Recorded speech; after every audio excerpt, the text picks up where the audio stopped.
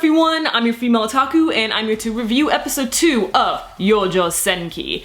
And according to the manga readers and or light novel readers, because I didn't know they were both, I didn't know there was also a manga. I thought it was just a light novel, but turns out there is a manga. And but anyway, that's besides the point. So according to the original source material readers, we'll go with that, they told me that yes, the series really does go into the heavy military aspect of it, which I did expect, since, you know, the only genre this is labeled as is just magic military. However, you all really seem to like my first impressions last week, and I really enjoyed this episode, so I don't know.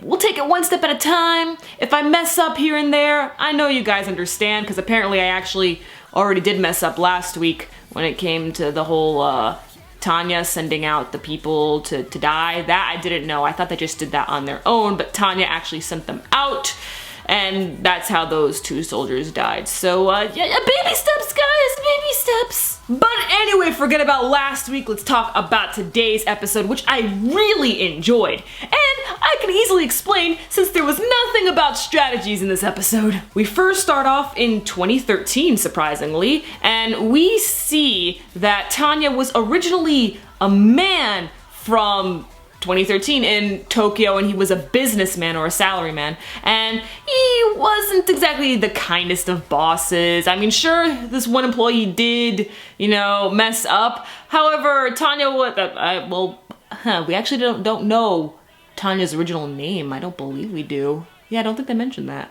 But so I guess I'll just go with Tanya. So Tanya was actually rather cruel to the guy still, because the guy still had to pay off, you know, his mortgage, and, you know, has to think about his daughter's tuition.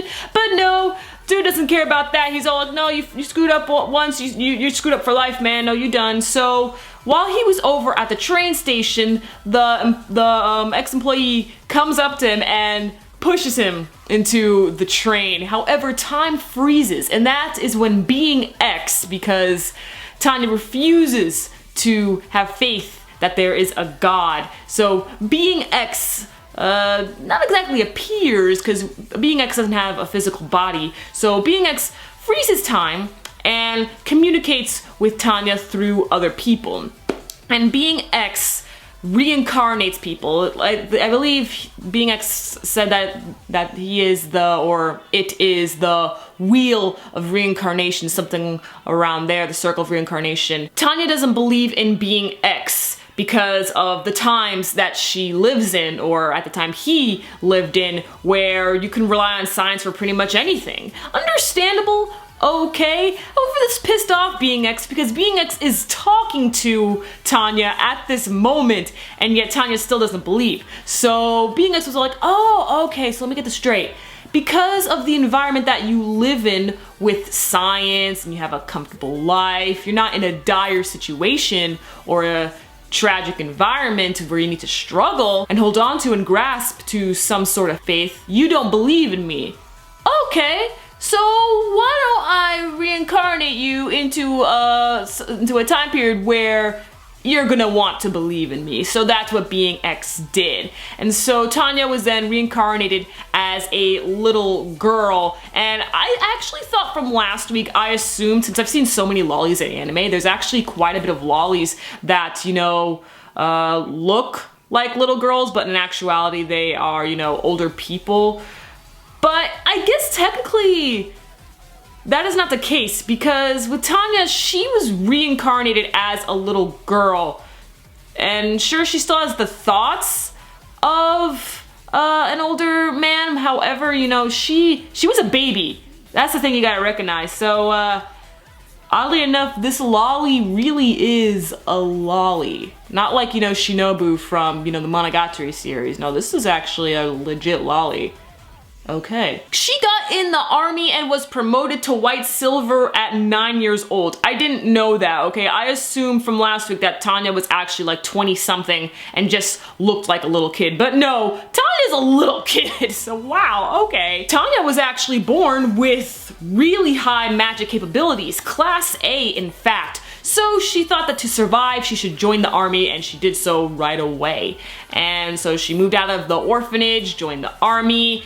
after some training. She really wanted to get, you know, promoted and stuff, but there were some bumps along the way with her being, you know, rather cruel to her subordinates. So after that whole process, she's let out into the battlefield. And in the battlefield, she encounters enemy mages, and she is the only one on her team there in that area at the moment. So she has to distract the enemy for 600 seconds. I don't know how much that is, maybe between 5 to 10, 15 minutes, probably somewhere around there. I don't freaking know. Fuck math. But anyway, at first I thought she would be, you know, rather pissed off or even scared, because, you know, she actually did request to leave the battlefield. But then after giving it some thought, she was all like, so you're saying that I get to keep all the glory for myself? I can defeat this entire team alone? Okay, and she just goes right in, and then you know what? She runs out of ammo. But that doesn't stop her. She flies down and knees someone in the freaking face, then comes up behind someone, self-destructs, and still survives, only to be promoted.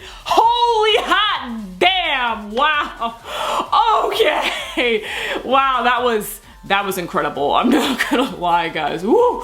So Tanya just so happens to have a knack for everything, so I can see why she still refuses to believe in being X, since, you know, she can pretty much handle everything quite well on her own. The only thing that she can't do is get promoted higher and higher, because as we know from last week's episode, she wants to get another promotion, but, you know, she's not exactly good with her social skills.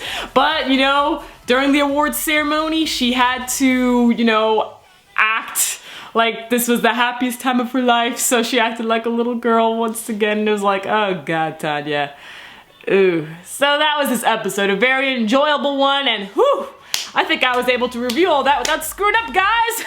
Just watching the comments, I probably missed something important. But you know what? This is a process. You guys know I'm not the best when it comes to the actual military aspects, so if I do mess up on anything, please help me out. Much appreciation. Hopefully I can get through reviewing the entirety of Youjo Senki, making it the first military anime I was actually able to review throughout. That would be pretty awesome. Catch you later as I review Fuka, Showa Genroku Rakugo Shinju Tsukuroku Anu, and Blue Exorcist. I'm your female otaku, sayonara.